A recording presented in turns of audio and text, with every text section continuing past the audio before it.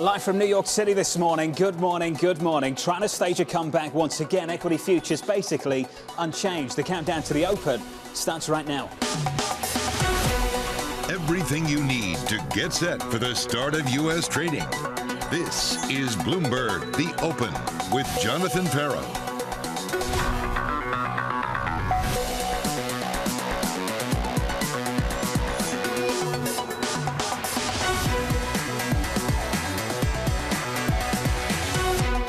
Live from New York, we begin with the big issue, looking for stability.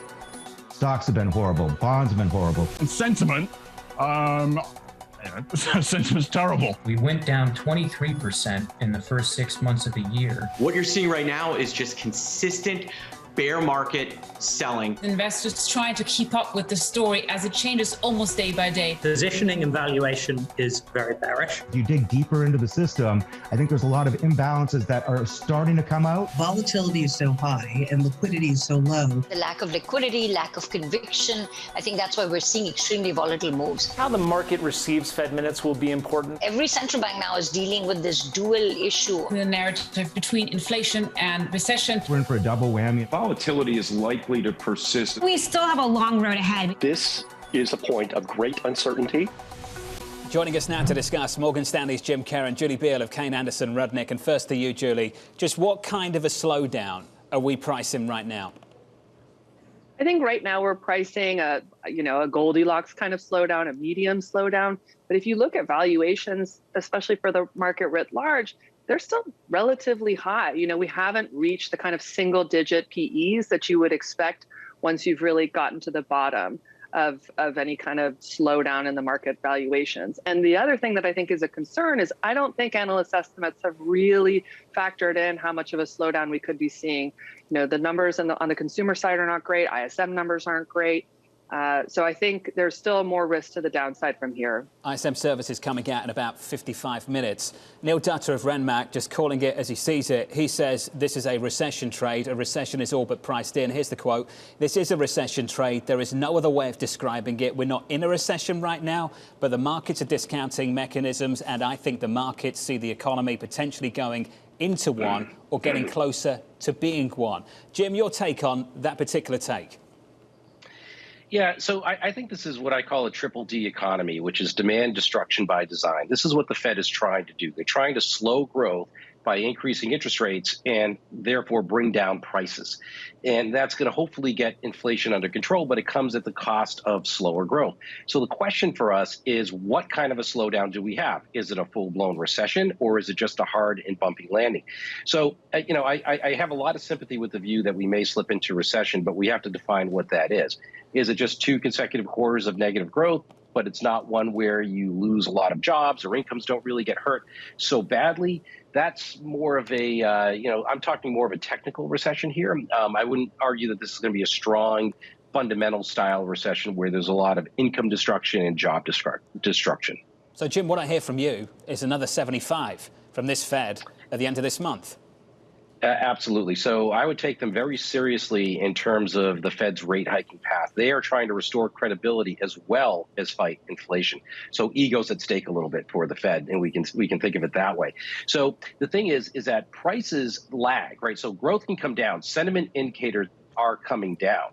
But prices are going to lag. So in other words, inflation's going to stay high. And essentially what that means is that it's going to be too high. Inflation's going to be too high for the Fed's comfort, which means that they're likely to continue to go at 75 in July and probably another 50 in September, unless really bad things start to happen or something breaks. A bad thing's going to happen. That's the question. Peter Chibb was on this program of Academy yesterday, and his take was as follows. We really have to start thinking about the wealth effect. Stocks have been horrible. Bonds have been horrible. Crypto has been horrible. I think we've seen a turn in housing. That is going to accelerate the problems. And Julie, I sense from the kind of things that you've been thinking about that you might be on the same page, that perhaps people are underestimating what could happen here with the consumer and overestimating the resilience of the American consumer in this economy. Can you run me through it? Yeah, I think everyone has viewed the consumer as this beast that's just always going to be there for you. And I think the challenge is right now that we've come to the end of the savings boom, right? We're starting to really dip into that. And the sentiment is awful. And generally speaking, consumers have been able to spend through poor sentiment, but I think we're at a different place right now where they're really starting to feel the sting of gas prices. There's no hope in sight. And we're starting to hear more and more about companies and layoffs. And so the minute you start hearing about companies and layoffs, that ripples through the rest of the economy with other businesses deciding to hold back on hiring new people, actually decide to trim some of the people that they already have. And I think that that's going to really impact the health of the consumer going forward. And that's just central to the rest of the U.S. economy. Julie, market's been getting ahead of some of that. Retail's been absolutely hammered. But I'm reading your notes and you say avoid most retail stocks at any cost. How much worse do you think this gets for some of these big names? I absolutely think it can get much, much worse in the retail sector, because if you think about if you think about back to school and holiday, they were ordering all of that inventory before the war in Ukraine. And so that means that they had also missed out on a whole bunch of sales because they didn't have the inventory. So when they finally get access to the inventory is exactly when I think consumer demand is really going to drop off a cliff. So I would avoid retailers under any circumstances other than maybe the off-price, who actually benefits from excess inventory. And, Americans love a good deal, so they typically tend to do better in a decline. Futures down about 0.1% on the S&P, 24 minutes away from the opening bound. A little bit later this morning, we get some economic data in the United States of America. Then Mike McKee is on to the Fed minutes. He's down in D.C. to break that down for you. Mike, what's on the agenda for you? Well, we'll watch the ISM numbers, and we're not really anticipating a huge drop. The service sector hanging in there. But if it did, that would move the markets. Now, you take a look at where the markets are, and I have to caution everybody, the markets are not the Fed. We get the minutes this afternoon, but that's from June 15th. And there's a big difference between where the markets were then and where the Fed was then. Take a look at the blue line there. That's where the markets were. They thought the Fed was behind the curve on June 15th. Now look at the white line. They think the Fed is still behind the curve, but in the other direction, that the economy is slowing so quickly. The Fed hasn't made any statements about the forecast since June 15th. So what we're going to get out of the minutes is probably old and not all that helpful. I think Jim Caron made a good point, though, about the Fed and credibility, because an awful lot of Fed officials have come out and said 75 is their base case for the end of July. So at this point, even whatever the minutes say, you're probably going to walk away from the minutes today with that still being the base case. Now, if the economy continues to show bad data, we may see the Fed slow down, maybe do 50. If we get a big high CPI number this month, 75 stays on the table. So what do you look for today in the minutes? Well, the supply-demand balance. Are they going to tell us anything about what they thought about when those two will get back together? Inflation dynamics, have they changed? Consumer and CEO confidence and spending, how related are they? People are still spending, even though confidence is down. And then, of course, a whole host of global issues. And I didn't even put on there COVID, which now seems to be back in Shanghai. So the question is, for the Fed, what's it going to look like on July 27th, not what it looked like on June 15th? Where will the dollar be when they meet at the end of this month as well? Mike McKee, thank you. Looking to Europe, euro dollar 101.90. Numbers we haven't seen since 2002. That's the FX market. We need to talk about the bond market as well. Looking at a 2-year at about 278, 279, a 10-year at 277, some curve inversion. And to Mike's point on these minutes, think about the context for them. Just a couple of days before that Fed meeting, we were looking for a 50 basis point hike. Then we got a strong steer from some reporting that we'd get 75 basis points. And to what extent do these minutes today capture that shift from this Federal Reserve? Jim, we need to capture this shift in this bond market. Yields, a break of 280, staring at a break of 275 on a 10-year. And my go-to question, Jim, at the moment is whether we've seen the high for the year on a 10-year. Have we? I would have to say that we have. I think the markets right now are surrendering to the fact that we're likely to have a hard landing or a recession. And it seems to have happened all at once. As Mike was pointing out, the minutes in terms of what the Fed will be discussing is very, very old news at this point. So what I think is taking place is that the market has readjusted their expectations quite significantly. I mean, look, the Fed is telling us that they want to go to 3.8% by sometime in early 2023. The two-year yield is over 100 basis points below that level right now. This doesn't make any sense whatsoever unless one of two things. One, the market just doesn't believe that the Fed is actually going to be able to hike rates in the way that they're saying that they will, or something's going to happen along the way, and essentially we could have a recession and a slowdown, and that's what the markets are starting to price. At this point, I think, we do have to take the Fed very seriously about hiking rates. I don't think that they're willing to pull any punches at this point. And one of the things that they're trying to control is wage inflation. And wage inflation is going to be very, very key for them. So some of the softening in the labor market is not necessarily hurtful to their cause at this point, as long as it brings down wage inflation. So, Jim, what we've got to think about is what kind of data pushes this Fed to back off, and how long do you have to wait to get that data? And if we're thinking about labour market data, then surely we're thinking about the barn door data. It's too late. The horse is gone. Isn't that right? Absolutely. That is absolutely correct. So that's why I think they're going to be on a steady path to hiking rates for the rest of this year, because essentially the labor market is coming from a very, very strong place at this point. I mean, look, even in the Fed's forecast, what they're saying is that they could have a soft landing and only have the unemployment rate go to 4.1%, which is only 4%, which is only about which is really, really close to their neutral rate, which is, to me, this is preposterous. I think the Fed really needs to actually do some damage to the labor market. Not that I'm advocating for that, but if they want to get wage inflation lower, they probably have to soften the economy enough such that there's more supply of labor coming in, and that will effectively bring down that wage inflation, which hopefully then transmits to lower inflation, just broadly speaking, across the CPI indices. And this goes back to Julie's point. The consumer could get hit. Julie, stay away from the retailer. So, Julie, let me get to the equity market just briefly with you again. The Nasdaq. When does the Nasdaq get interesting for you?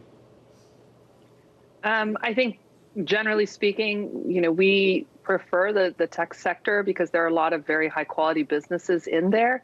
But, not all tech stocks are the same. And so I think you still have to be very, very choosy. These long duration businesses that have no earnings are still not interesting, and they're probably not going to be interesting for a good long time. The good news is that they are hopefully learning from this, taking their medicine and figuring out how to be more profitable. I think the biggest problem with these unprofitable businesses is that they are run by typically pretty young people who haven't been in a managerial position in a recession. And they've only been able to run their businesses with incredible access to cheap capital. So my concern is they don't actually really know how to run a business under tighter circumstances. So we like software businesses that have only exposure to business rather than the consumer, and ones that are already profitable with recurring revenue. Julie, can I take that a step further? Do you think investors haven't got the experience with these names to understand how exposed they are to the cycle as well?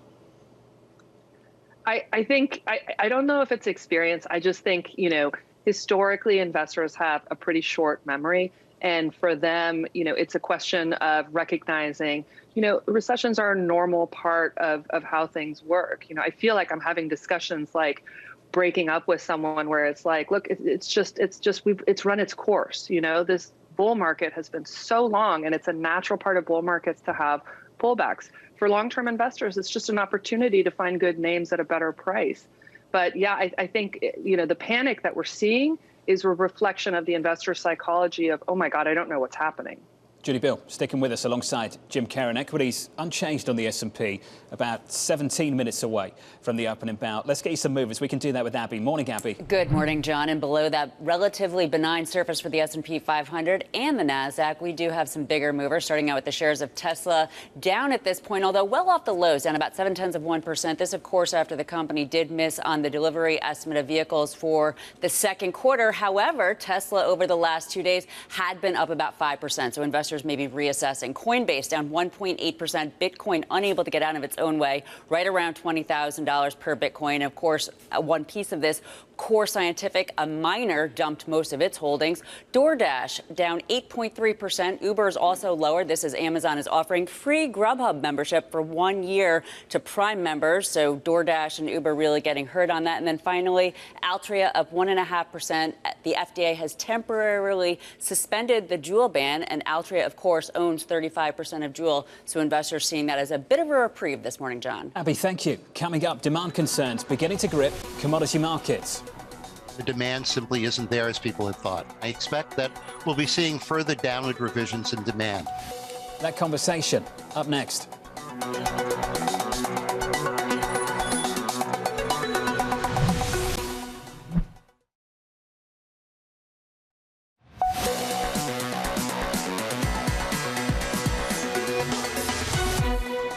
We're thinking in our base case that oil is going to go down to 85. And that's looking at it purely on a supply-demand basis. There's no evidence that we're going to see this summer surge in driving and summer surge in demand. The price is too high. The demand simply isn't there as people had thought. I expect that we'll be seeing further downward revisions in demand. Ed Morse of Citi getting us all to think about what's happening with this commodity market as briefly we breach 100 and get back down to 99 on WTI in the last 24 hours or so. Brent crude not too far behind. Global commodities inching closer to bear market territory amid demand concerns now. The reversal coming just 1 month after setting record prices. Julian Lee joined us now from Bloomberg. Julian, I just want to start with the work of Ed Morse and this quote here. His base case obviously is in the 80s, but he talked about this recession scenario. And he went on to say we would see crude prices falling to 65 by year end, potentially 45 by end of 23, absent intervention by OPEC Plus and a decline in short cycle oil investment. Now, Julian, as you know, that's not the consensus trade or the consensus view. Your take on it?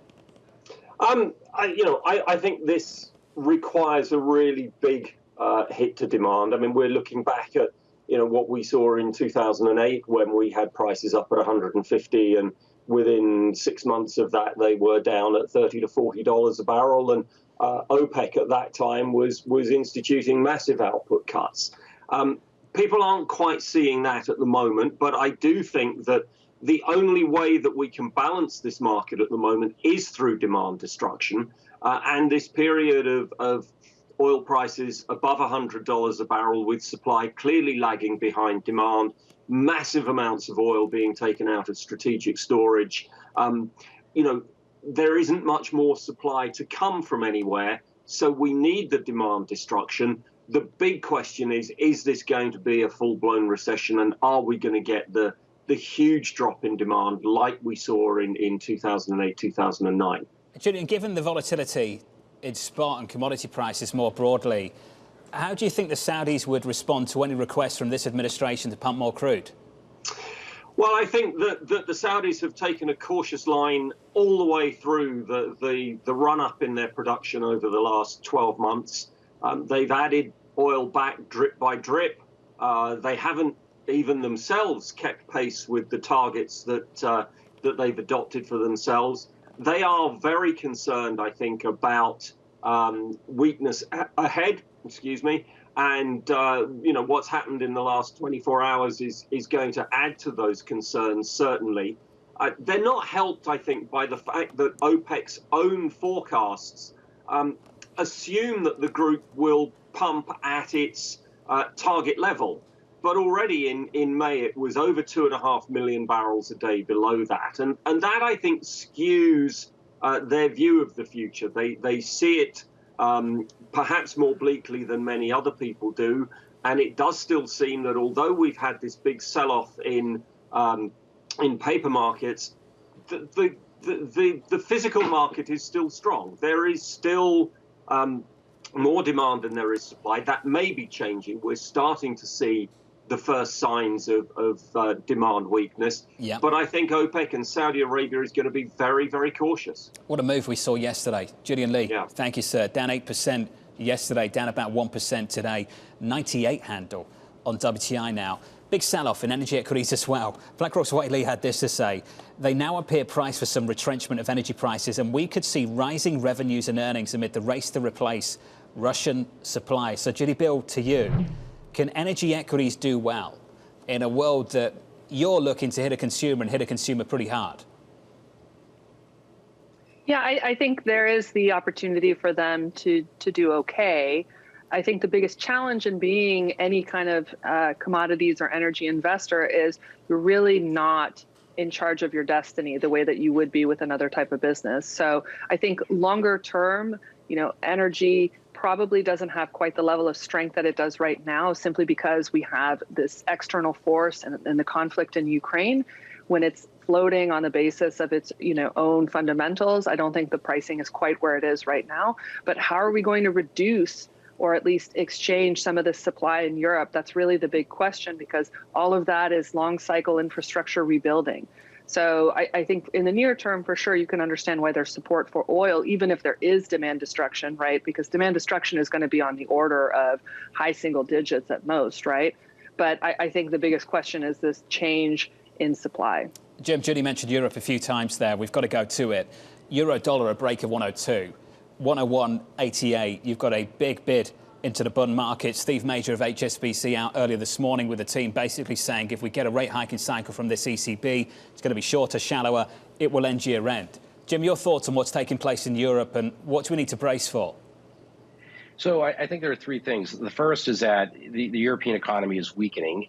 The second is that there are these fragmentation risks that are being discussed that are out there, and that certainly lowers confidence. And those points 1 and 2 then lead to point 3, which is that therefore the ECB probably can't hike rates as much as they would like to have. Then if we think of it that way, then the interest rate differentials between Europe and the US would suggest that if Europe can't hike interest rates and the euro really can't get any stronger, but if the Fed's willing to hike interest rates and the dollar will get stronger, then essentially that could bring the euro below the buck. And I think that that's in the process of what's taking place right now. But the euro's already fallen a lot. So I think a lot of this is already in the price. But there are some surprises that we could still have. Sub-parity call, potentially. You're not alone. Jordan Rochester over at Nomura thinking about the same dynamic. Jim, awesome to catch up. Jim, Caron, Judy Biel, fantastic as always. Judy, thank you. Euro dollar 101.91. Kit Jukes earlier this morning saying the euro supportive power of rate hikes is eroded by the fact that the bond market isn't trusted to stand on its own 2 feet, alluding to the problems they have with Italian yields. Those problems dying down because of what they're about to do with some kind of anti-fragmentation tool. The euro loses out. Kit says it remains effectively unbuyable this summer. Kit's view, Kit Jukes over at SocGen, 101.91 on euro dollar. Up next, the morning calls and a ton of water over my desk that I've just knocked over. Credit Suisse joining us too. 4,900 was the call, 4,300 is the call now. Jonathan Golub at the opening bell.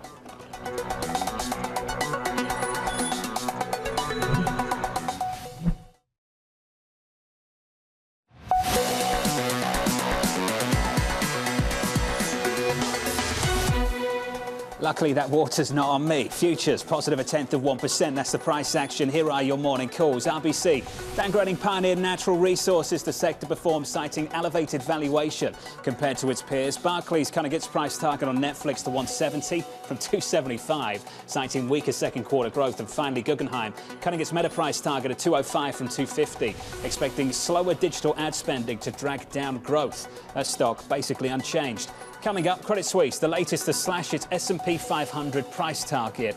The author behind that note in the last 24 hours, Jonathan Golub. He joins us next to the opening bell with equity futures recovering. This is Bloomberg.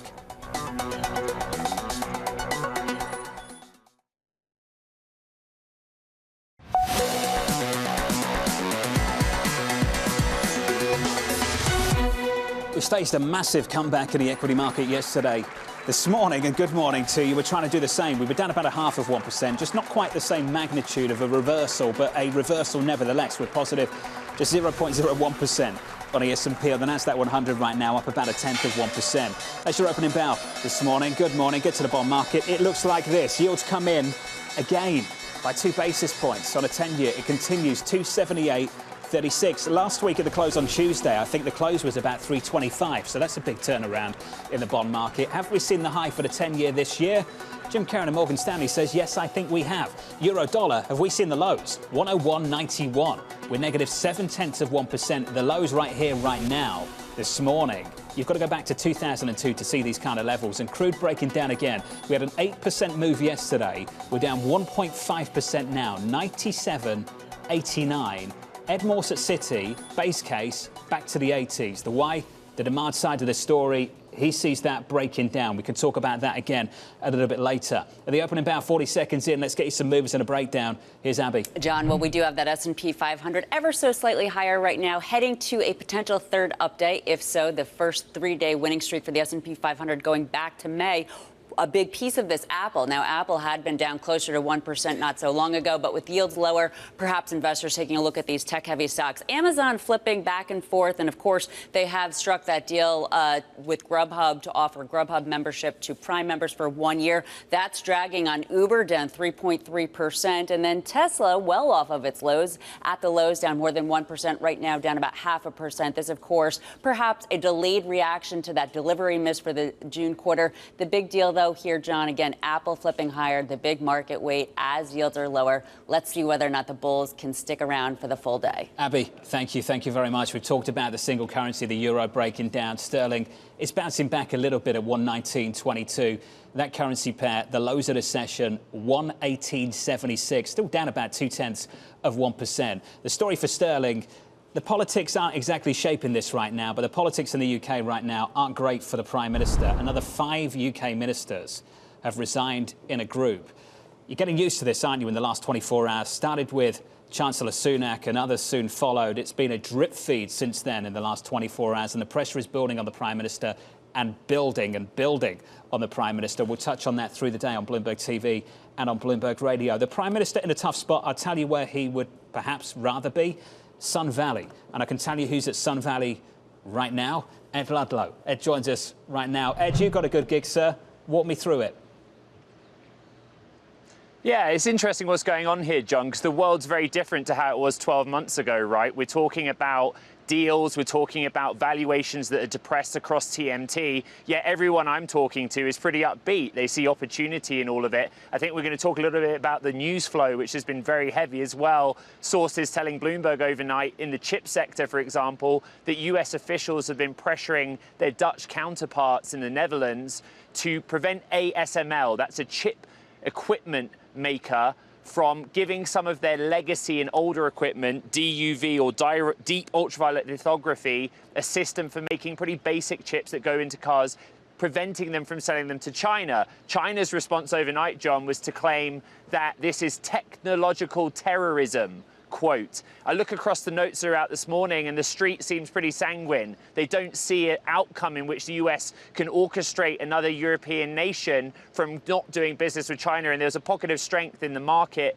overnight. But what's interesting, the themes here in Sun Valley are tied pretty closely to what we're seeing in the chip sector, right? There's a conversation around boom and bust, and you look at the performance of the Philadelphia Semiconductor Index year to date, the underperformance relative to the broader technology sector. This has always been a boom and bust industry. And you draw parallels to streaming. And what we're hearing from executives here in the read across is we're not convinced that the consumer's gone home yet, John. There's still money to spend. And so when we look at these two industries, semiconductors and streaming, and yeah, maybe I'm joining a little tenuous link, but we're looking at the same factors. How much more of these sectors got to run? And people here seem pretty upbeat. Nothing tenuous about it, Ed. Great work. Awesome, buddy. As always, Ed Ludlow. Looking for more from Ed throughout the day from Sun Valley. I'm looking at this note from Jordan Rochester of Nomura. New target on sterling, 115 by the end of July. This is pound sterling, 115 by the end of July towards 110 by the end of September. That's Nomura. Right now, sterling, 119.28. Down about 0.1%. Goes on to say several factors explain why sterling should underperform its peers, and those include the fact that the UK has raised taxes, others haven't. Goes on to say, combine this with lower gas flows, a lower euro, lower risk sentiment and global recession fears, and sterling is likely to fall below their target of 118. They're short, they target 115, they look for a move towards 110 by the end of September. Brutal stuff. What we're looking forward to right now in this equity market is earnings next week. JP Morgan, July 14th. Katie Lyons, is that the next shoe to drop for this market? Well, that's the question, John. After we already had the worst first half since 1970 and an equity market down 20% year to date, is earnings season going to make matters better or worse, considering that we do get those reports starting so early in the second half? And of course, this market is so focused, John, on the risk of an economic recession. Yet when you look at earnings expectations, no earnings recession is currently forecast. Yes, profit growth is expected to slow in the second quarter to something in the ballpark of 4.9%, but then it's seen picking right back up again, more than 10% on the year, or around $2.27 a share. Even though, according to Data Trek Research, when you look at what corporate profits typically do in a recessionary period, they usually fall about about 25%. Nicholas Colas over there saying that even in a downturn that's milder than most, you could see earnings down 15% to around 188 a share. And if you apply an 18 times earnings multiple on that, you get an S&P about 33.86 in the mild recession scenario. So it raises the question of whether the bar is too high. Analysts either holding steady or even raising their earnings estimates instead of cutting them. We can see that in the blue line there. The white line is the percentage of companies beating expectations, and that has moved lower. So are analysts overconfident? Are investors underconfident? I guess we're going to start to get the answer to that question next week, John. We can have a look ahead right now. Katie, thank you. Jonathan Golub of Credit Suisse cutting his S&P price target for the year to 4,300, running the following. We reiterate our 22-23 EPS estimates, implying 12.2% and 8.5% growth respectively. Our target is being adjusted lower to reflect the higher cost of capital on valuations. It is not about recessionary concerns. I'm pleased to say that Jonathan joins us right now. John, good to catch up, sir. As always, only recently you said perhaps double-digit gains in the back half of this year. Walk me through how the thinking between you and the team has changed in the last couple of weeks. Well, I think that there's really two stories this year, John. The first one is that really from January 1st through mid-June, the reason stocks were under pressure, let's say the first 15% or so of this decline, was because interest rates rose way more than anybody thought that they would. And that, any cash flow that gets discounted at a higher interest rate is worth less money. But in the last, let's say, couple of weeks, 2-3 weeks, you've had something very different than it, which is what, Katie and you, Kaylee and you are talking about, is that this recessionary fear is overtaking the market and convincing us that there's going to be something cataclysmic that's going to happen. And we think that that's not going to play out, and that those that portion of the pullback, you get that money back, and the stock market's going to rise between now and the end of the year. John, you're not looking for a catastrophe, but you acknowledge that we could get a meaningful slowdown. And the pushback I got from your note yesterday when people went through it is, how on earth is he not revising lower his earnings estimates? So, John, can we talk to that? How can you acknowledge the meaningful slowdown and that does not translate into any kind of cut to your earnings estimate? Well, first of all, you have to look at the data. And so the thing which correlates the most with corporate profits is or not corporate profits, but actually earnings surprises, is the ISM. And an ISM, again, even though it's lower than it was at 53, it's an expansionary territory, and it's historically consistent with decent earnings beats for the remainder of the year. So that's number one. Number two, we look at analyst estimates, and I know that there's a lot of discussion about analysts cutting their estimates, but it's just bad math the way people are thinking about this. The way that things normally work, and you know this, is that as you enter earnings season, companies pre-announce negative news. If they have good news, they hold it until the day of the announcement, but negative news happens early, and the estimates always fall going into earnings season, and then you get a beat when the good news comes out later.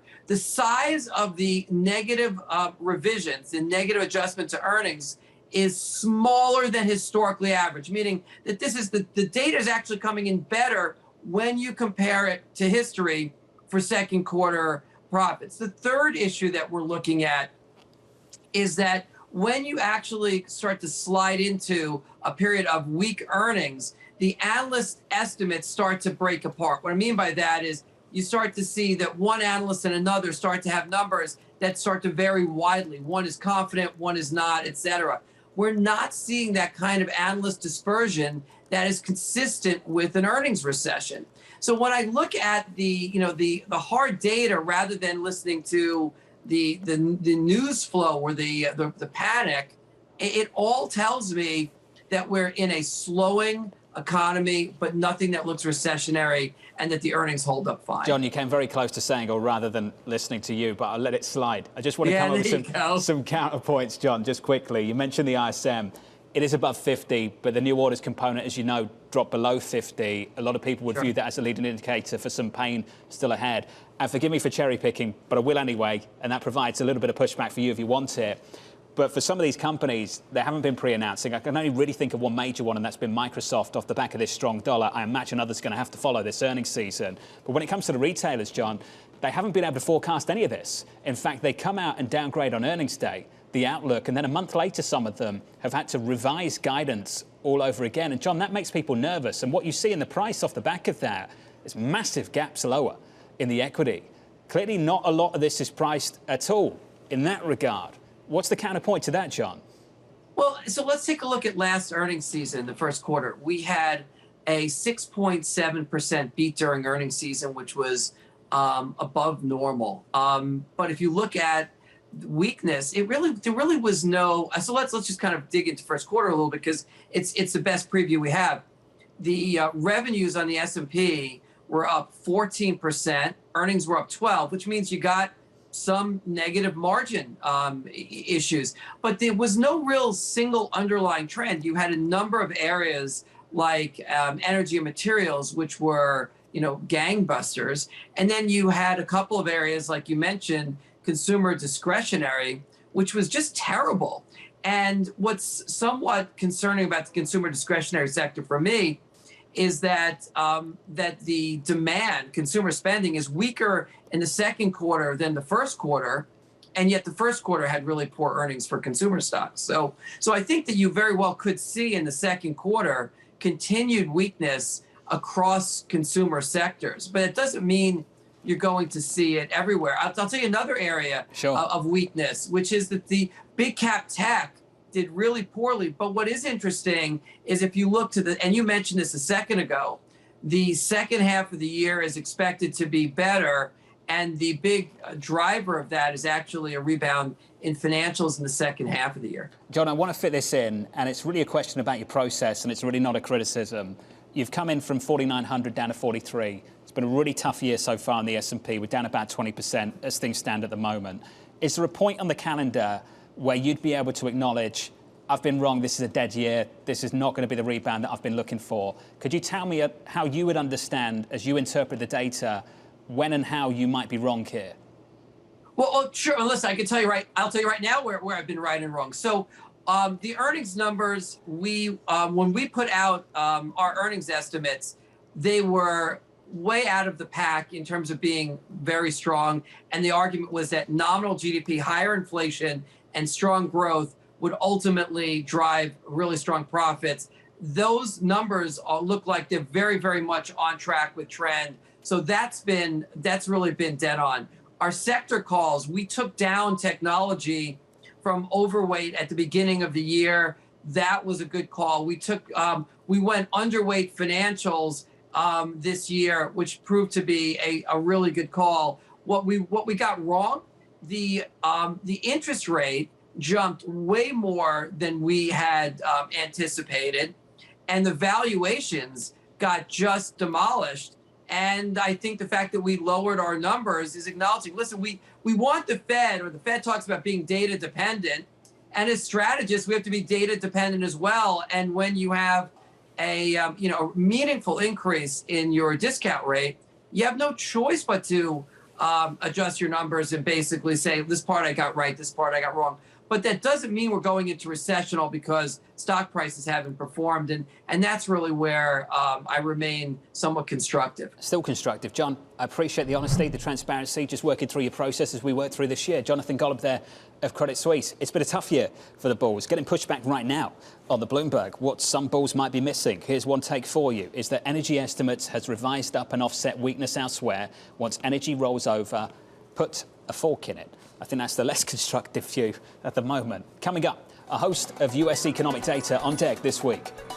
I expect a really horrible summer in terms of the data deteriorating far faster than people expect. Until the Fed really switches and gets off fighting inflation at all costs, I think they're missing all these little hints that there's problems in the economy.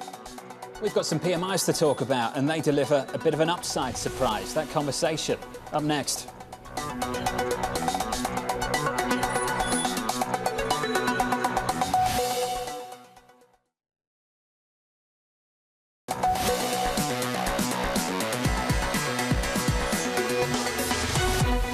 Getting some economic data for you. Here's Mike McKay with the latest. Morning, Mike. Good morning, John. Well, the whipsaw view of whether we're not or whether we are in recession gets another whip today. The S&P Global PMI Index for Services rises instead of falls in the month of June. 52.3 was 51.2 last time, and the composite index for them is 52.3, and that was 51.2 the last time. So we see the S&P ISMs or PMIs rising, sets the stage for the ISM Services Index at the top of the hour. Mike McKee, thank you. Looking ahead to that data at the top of the hour. Mike McKee's going to break that down for you. Ashok Basia joins us now, Neuberger Berman, Deputy CIO of Fixed Income. Ashok, always great to catch up with you, sir. Given the data that's coming in, can you say with conviction, confidence that we may have already seen a peak on a 10-year yield or not? Yeah, we think it's a decent chance we've seen the peak and, the peak in Fed hiking expectations, and that, we'll spend a bunch of time circling around, a 3% 10-year note.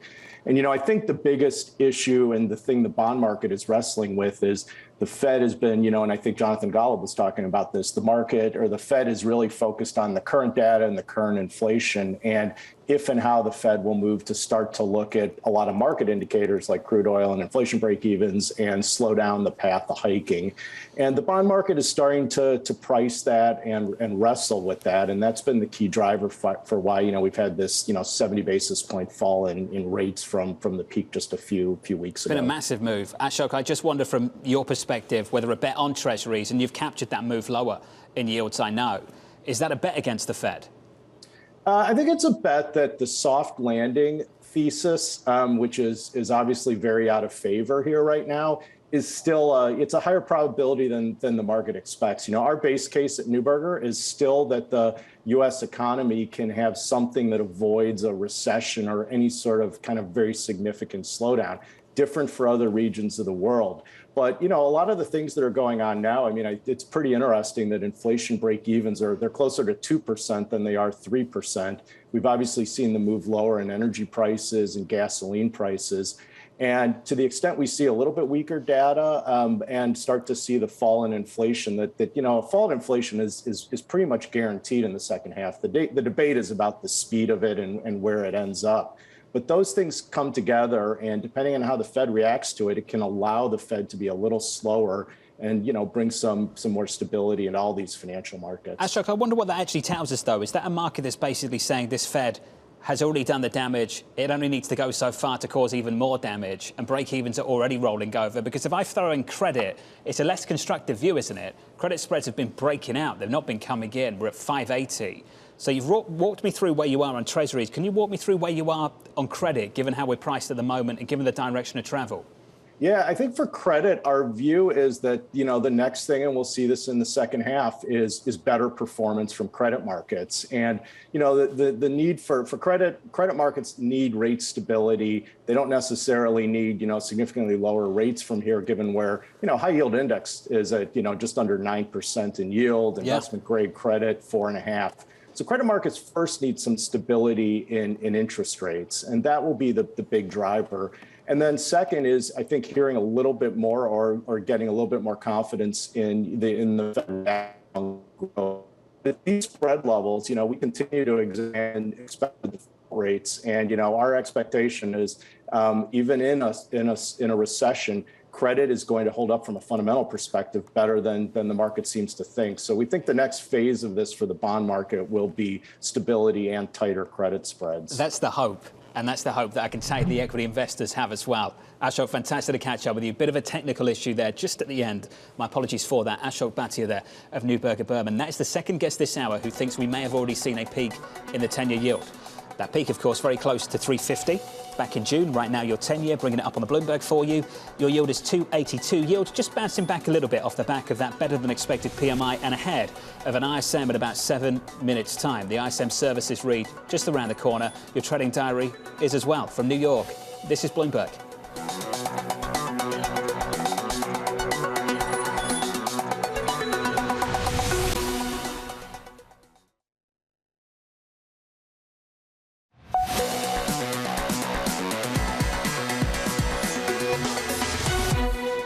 about 25 minutes into this morning. Good morning to you. Given the size of the moves this year, this is nothing, isn't it? We're negative about 0.2% on the S&P, on the Nasdaq 100 down about 0.1%. Going into some really important economic data over the next 48 hours or so, into claims tomorrow, then onto payrolls on Friday. That's the price action. Here is your trading diary. At the top of the hour, the ISM services and JOLTS job openings coming up. Guy Johnson and the team will break that down. The latest Fed minutes due out at 2 Eastern time. President Biden speaking from Ohio this afternoon. We'll get another round of initial jobless claims Thursday morning, coming up tomorrow. Finally on Friday, it's the main event. It's the payrolls report, and the team just telling me the median estimate in our survey so far, 265,000 for that number, 8:30 Friday morning. Tom Kayne and I together in DC tomorrow. Looking forward to that. This was the countdown to the open. This is Bloomberg.